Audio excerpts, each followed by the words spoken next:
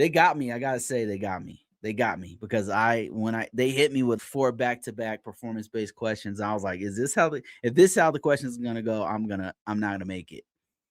But luckily that was after those 4 or 5 different performance-based questions, the regular questions came in and I was okay. But those things destroyed me because it's you only have about 55 minutes to take the whole test.